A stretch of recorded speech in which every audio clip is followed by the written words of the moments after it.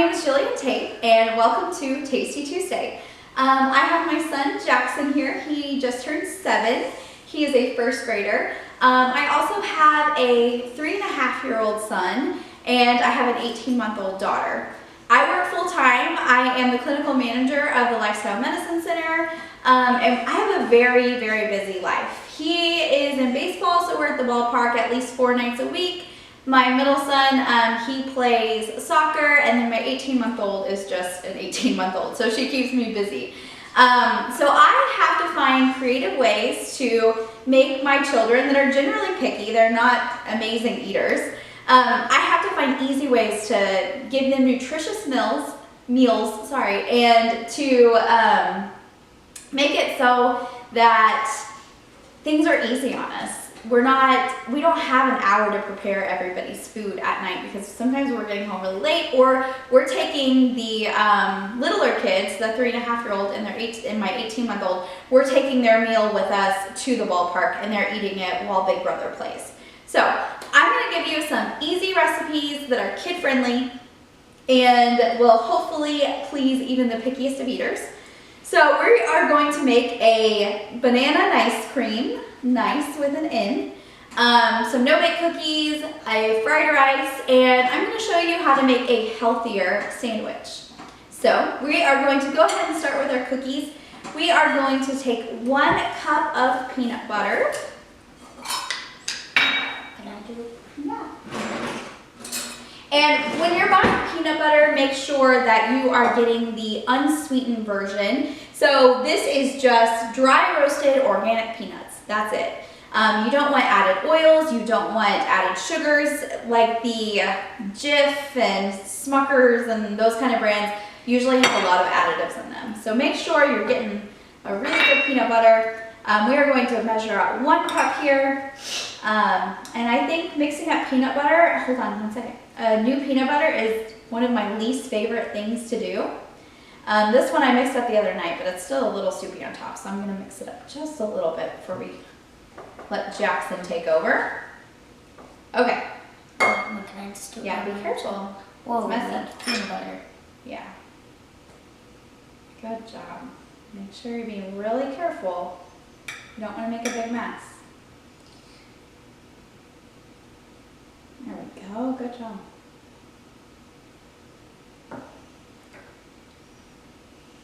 Help you get in there. Okay. So we have about a cup of peanut butter. Do you want to hold that up while I scrape it in? Mm-hmm. Okay. Good job. I'm just going to scrape this. We will in just a second. I'll show you what we're going to do next. Are we going to add some of these? In just a second. Hold on 1 second. Let me show you. Okay. So there is our 1 cup of peanut butter in there. Now we are going to take half of a cup of maple syrup. So you want me to hold this and then you can pour it? Yeah. We'll measure it out. I think we're going to have to break into our other one. So this is another item that you have to watch. Make sure that you're getting actual maple syrup. So I'm trying to think of the brands. Maybe Hungry Jack and like the Mrs. Butterworth, I think that's the brand. Those are all fake syrups. So they're going to be high fructose corn syrup mixed with some maple flavoring. So you want to make sure you're getting 100% pure maple syrup. Okay, so now, here, I'll hold this and then here, let's empty out this one first. Okay. Now let's pour that in. All right. Just a little bit more from this Yep. one? Yeah, we want to fill up our measuring cup. So half a cup. Whoa. Ooh, you're good. Half a cup, a little bit more. There we go. Half a cup of pure maple syrup. And we are going to stick this in the microwave for 20-second intervals. So what we'll do is we'll do it for 20 seconds. We'll take it out, we'll whisk it, mix it up, put it in for another 20 seconds. And we're going to do that probably 5 times to 8 or 9 times, just depending on how long it takes to become a little bit drier and fluffier. So we will go ahead and take care of that, and we'll come back when we're done. Okay, so we took it out of the microwave. It's fluffier and it's drier. So Jackson's just giving it a stir for us. Be careful, but keep it in there. Okay, And we are going to add 3 tablespoons of cocoa powder and 1 cup of oats. Get out of the way. All right, why don't you start getting the oats? Okay. Here you go. You're gonna fill this cup with the oats. So I just grab them? You can scoop it in there if you want. Okay, I'll scoop it. There we go. Make sure it's level. We need a little bit more. There you go. That's good. Wait 1 second. Oh, there you go. And then we'll do 3 tablespoons of cocoa powder. 1, 2, and 3. And we are going to mix that together. We're probably going to use this instead of the whisk because I think it's going to get stuck in the whisk hole. Let me mix up this a little bit just to get it going, and then we'll have you take over, okay? Okay. Just so we don't have cocoa powder flying everywhere. All right, mix that up a little bit more for me. Make sure, here, hold the bowl so that it doesn't slide around. There you go. Yeah, so mix it up. Hot. I know, because it was in the microwave.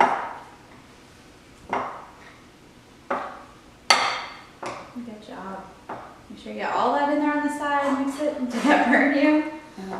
Okay, so now we have that all mixed up. And, sorry, I have my other stuff out here. So I just have a baking sheet. I put some foil on it. Ideally, you want to do wax paper. I guess I ran out. And then, if you have a medium cookie scoop, you can use that. I don't. So I am just going to put them on here.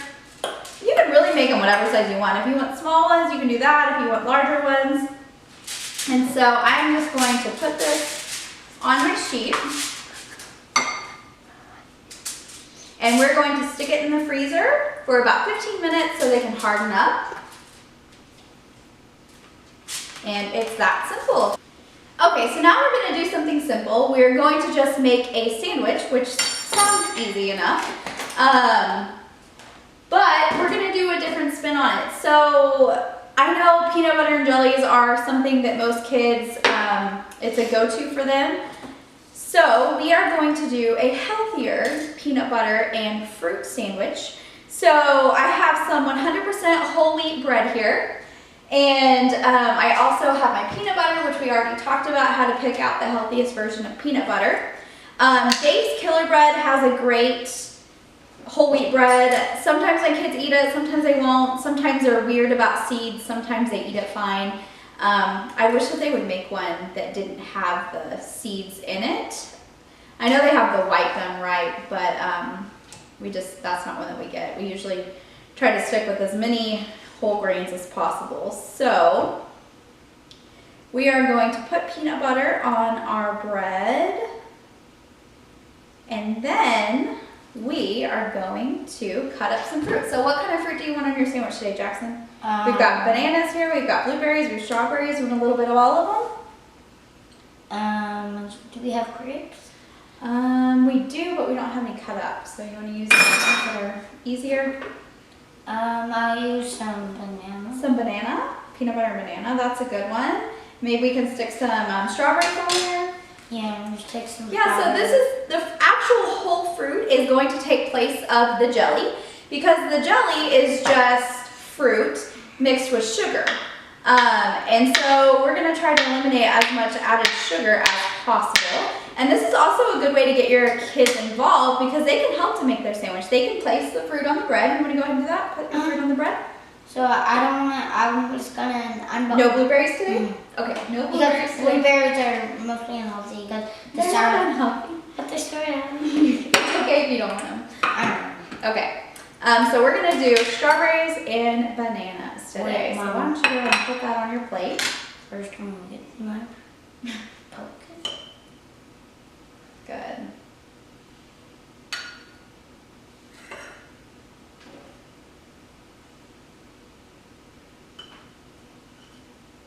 This one.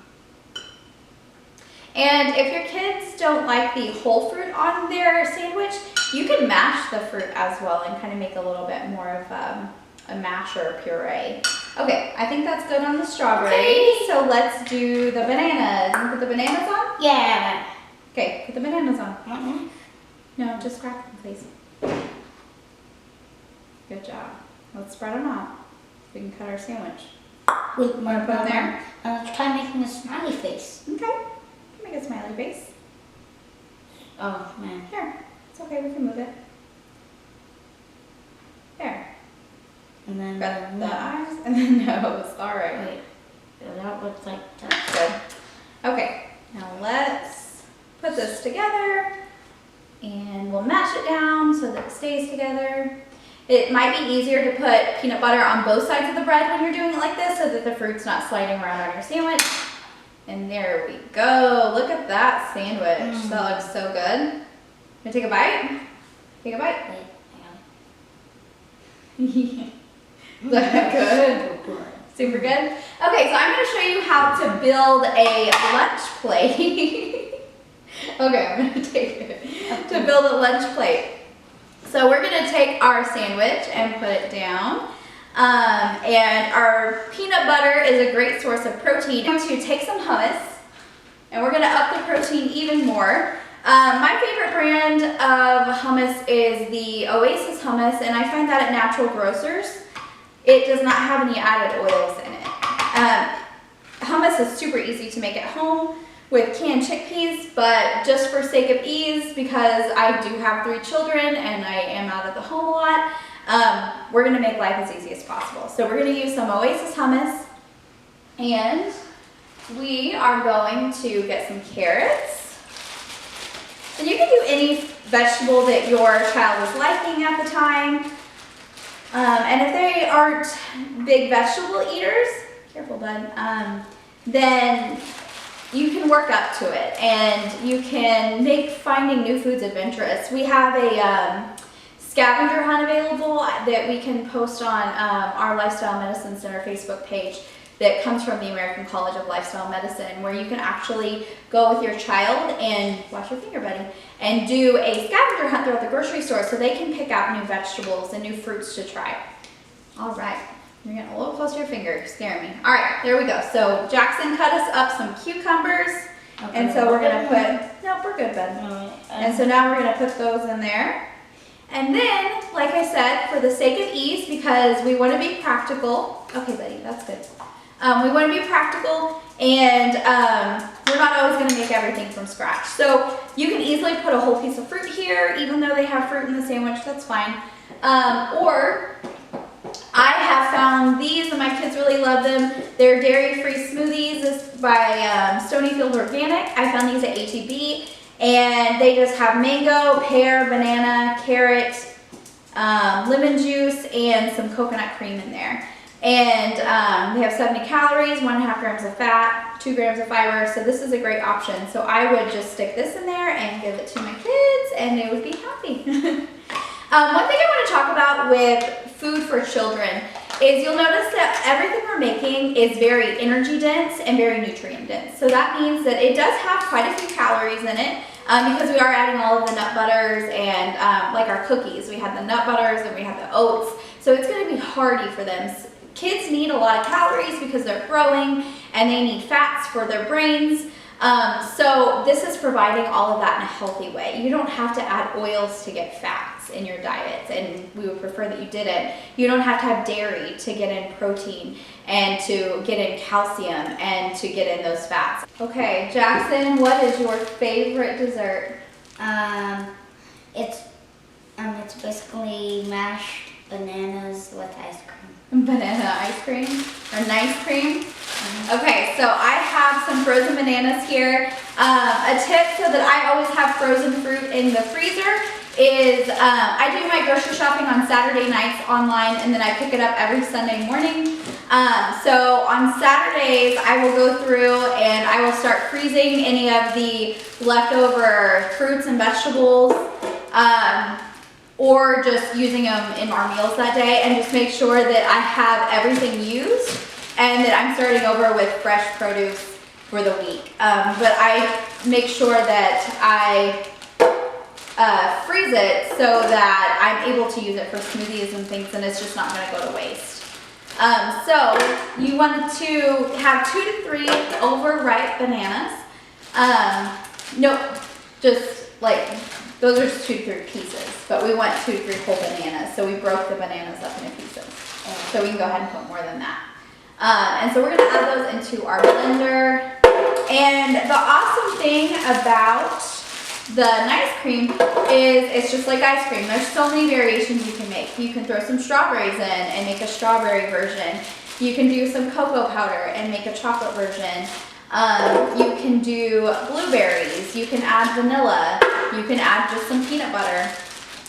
Pina colada is one of my favorite. With that one, you add some canned coconut milk and some frozen pineapple.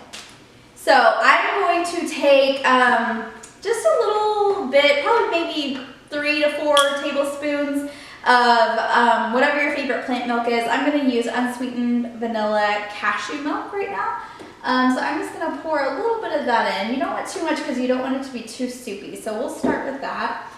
And we will give it a go in the blender. Okay, Parmesan.